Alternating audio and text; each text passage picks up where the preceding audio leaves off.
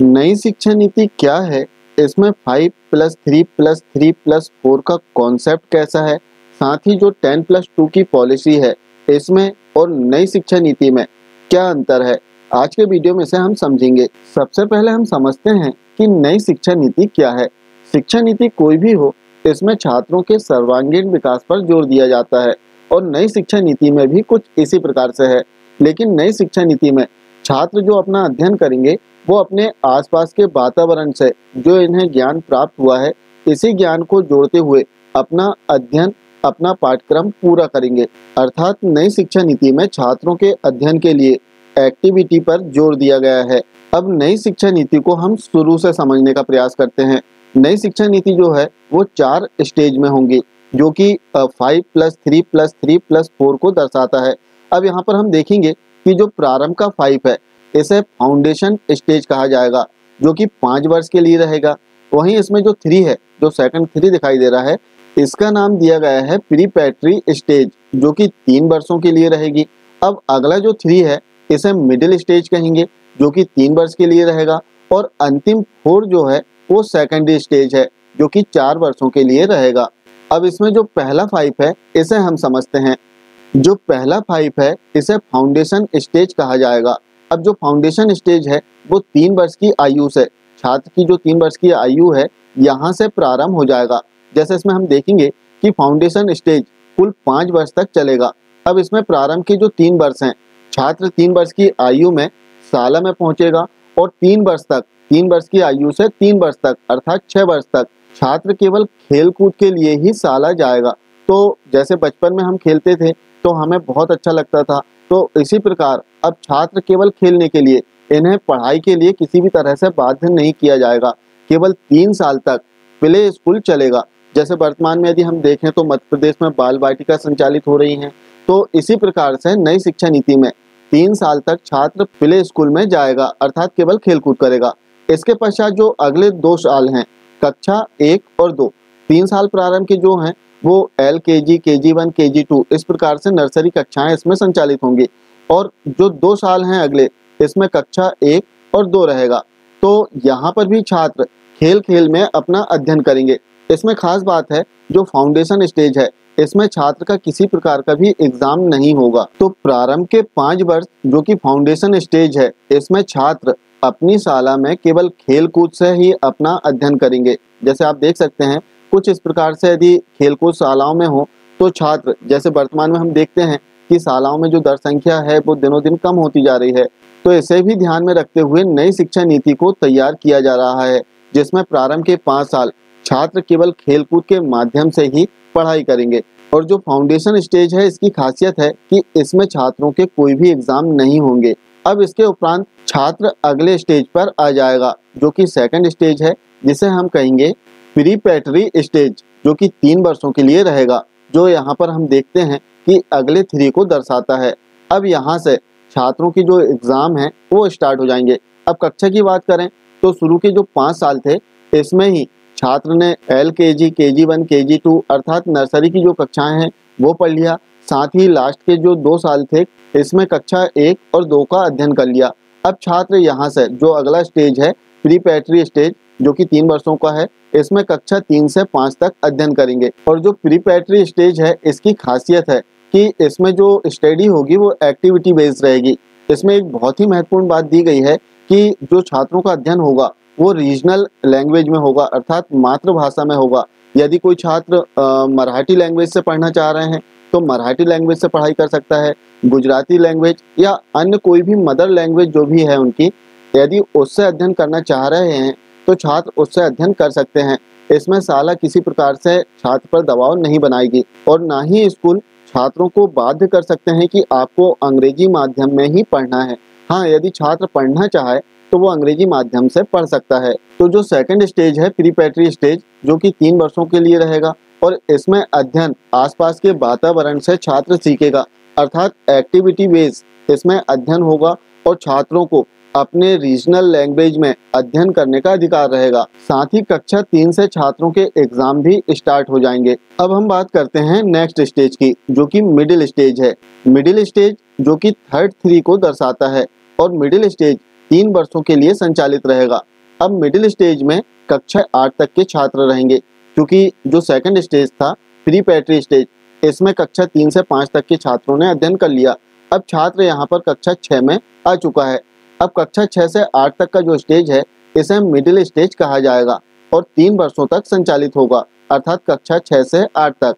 इस स्टेज की यदि हम बात करें तो इसकी विशेषता है कि इसमें कंप्यूटर का जो नॉलेज है वो भी दिया जाएगा। इसके अतिरिक्त बहुत ही महत्वपूर्ण बिंदु इसमें जोड़ा गया है, वो है वोकेशनल सब्जेक्ट, अर्थात व्यावसायिक शिक्षा भी छात्रों को दी जाएगी। अब यदि कोई छात्र सिलाई सीखना चाह रहा है या फिर बागवानी सीखना चाह रहा है या फिर अन्य कोई बढ़ई का कार्य सीखना चाह रहा है, तो इस प्रकार के कार्यों को भी इसमें विशेष रूप से रखा गया है।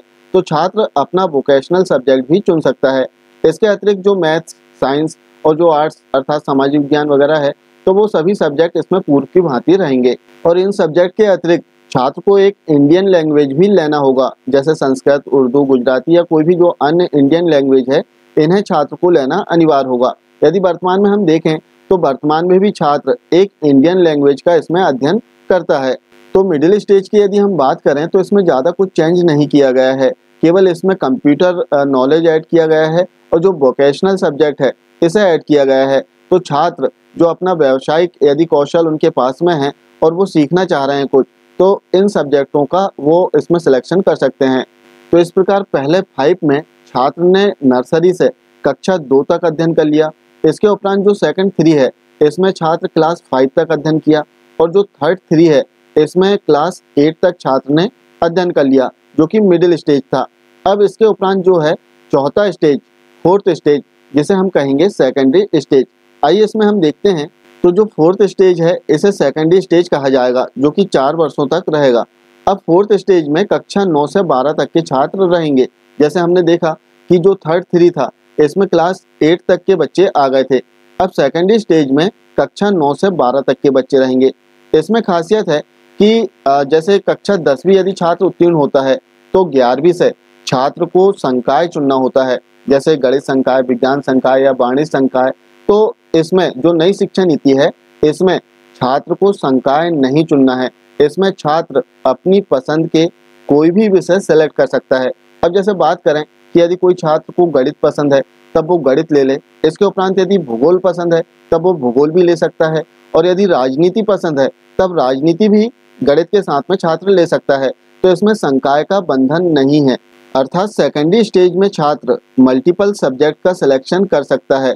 छात्र को जो सब्जेक्ट पसंद हो उस सब्जेक्ट का सिलेक्शन छात्र कर सकता है। साथ ही इसमें भी स्टडी एक्टिविटी बेस्ड रहेगी, अर्थात छात्रों के रटने की पद्धति को चेंज करते हुए इसमें छात्रों के सीखने के कौशल को विकास किया जाएगा।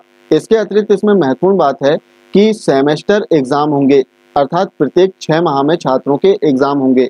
जैसे वर्तमान में यदि हम देखें 10+2 पॉलिसी में, तो इसमें एक वर्ष में एक बार छात्रों के एग्जाम होते हैं, लेकिन जो नई शिक्षा पॉलिसी है इसमें सेकेंडरी स्टेज में छात्रों के सेमेस्टर एग्जाम होंगे, अर्थात प्रत्येक 6 माह में छात्रों के एग्जाम होंगे। बहुत अच्छा है।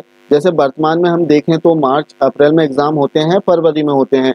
यदि फरवरी में एग्जाम हुए तो छात्र दिसंबर या जनवरी से अपनी पढ़ाई शुरू करता है, लेकिन इसमें छात्र लगातार पढ़ाई में लगा रहेगा और छात्रों की जो पढ़ाई है वो एक्टिविटी बेस्ड है, तो छात्र बोर भी नहीं होगा क्योंकि छात्र को समझ में आएगा। इस प्रकार हम देखें तो 10+2 और 5+3+3+4 दोनों ही कक्षा 12वीं तक समाप्त होंगे, लेकिन इसमें स्टेज बना दी गई है जिसमें 4 स्टेज है। जो पहली स्टेज है जिसे हम फाउंडेशन स्टेज कहेंगे, सेकंड जो है प्री पैट्री स्टेज है, थर्ड जो स्टेज है वो मिडिल स्टेज है और फोर्थ स्टेज सेकेंडरी स्टेज कहलाएगी। और सभी के लिए यहाँ पर यदि हम देखें तो 5 वर्ष प्रारंभिक स्टेज के लिए है, सेकंड जो है 3 वर्ष प्री पैट्री स्टेज के लिए, थर्ड जो है मिडिल स्टेज इसके लिए भी 3 वर्ष, और लास्ट में जो सेकेंडरी स्टेज है इसके लिए 4 वर्ष इसमें निर्धारित किए गए हैं। इसी प्रकार जो 10+2 है इसमें भी कक्षा 12 तक की पॉलिसी थी। अब हम बात करें हायर एजुकेशन के लिए, तो हायर एजुकेशन के लिए भी नई शिक्षा नीति में परिवर्तन किए गए हैं। जैसे इसमें हम देखें, पूर्व की यदि हम बात करें, यदि किसी छात्र ने फर्स्ट ईयर या सेकंड ईयर पढ़ा है तब उस छात्र की जो मार्कशीट है वो मान्य नहीं होती थी, अर्थात जब तक कि स्नातक की मार्कशीट, जो डिग्री की मार्कशीट है उसके पास में ना आ जाए तब तक वो किसी भी प्रकार की जो जॉब के लिए अप्लाई नहीं कर पाता था। या तो वो 12th बेस से अप्लाई कर पाए या फिर स्नातक बेस से। लेकिन नई शिक्षा नीति में एक बहुत अच्छी बात है कि यदि आपने फर्स्ट ईयर पढ़ा है तब इसकी मार्कशीट आपको काम आएगी और इसके नाम दिए गए हैं। यदि सेकेंड ईयर अकेला पढ़ लिया है तब भी उसकी मार्कशीट काम में आएगी, यदि फाइनल कर लिया है तब भी मार्कशीट काम आएगी। दूसरी चीज़ यदि इसमें हम देखें तो जैसे पूर्व में BA, BSc, BCom, MA, MSc, MCom होता था, तो इस प्रकार से जो डिग्रियां हैं वो समाप्त कर दी गई है। अब इसमें मार्कशीट के नाम रहेंगे। जैसे यदि हम देखें तो यदि कोई छात्र फर्स्ट ईयर एग्जाम पास कर लिया तब इन्हें जो मार्कशीट प्राप्त होगी वो फर्स्ट ईयर सर्टिफिकेट के नाम से प्राप्त होगी। इसी प्रकार सेकेंड ईयर उत्तीर्ण कर लिया तब मार्कशीट में डिप्लोमा लिखा रहेगा, और यदि थर्ड ईयर उत्तीर्ण हो चुका है तब मार्कशीट में डिग्री रहेगा। और फोर्थ ईयर जैसे इस बार जो नई शिक्षा नीति है वो 4 वर्षों का ग्रेजुएशन रहेगा, और फोर्थ ईयर यदि छात्र उत्तीर्ण होता है तब मार्कशीट में रिसर्च लिखा आएगा। अब इसके पश्चात हम देखें पोस्ट ग्रेजुएशन की बात, तो पोस्ट ग्रेजुएशन यदि किसी छात्र ने जो प्रारंभ के 4 साल हैं अर्थात 4 साल का ग्रेजुएशन किया है तब पोस्ट ग्रेजुएशन 1 वर्ष का छात्र को करना होगा। और यदि यहाँ पर एक बात और खास है कि छात्र केवल 3 वर्ष यहाँ पर पढ़ रहा है अर्थात डिग्री तक, और इसके उपरांत छात्र पोस्ट ग्रेजुएशन करना चाह रहा है तब छात्र को 2 वर्ष पोस्ट ग्रेजुएशन करने के लिए लगेंगे। तो इस प्रकार हायर एजुकेशन में भी जो पूर्व में BA, BSc, BCom, MA, MSc, MCom वगैरह आता था तो वो अब नहीं आएगा। अब 4 वर्ष का कोर्स रहेगा जो कि ग्रेजुएशन कोर्स है। इसमें प्रत्येक वर्ष की जो मार्कशीट आएगी इसकी अपनी एक अलग वैल्यू रहेगी।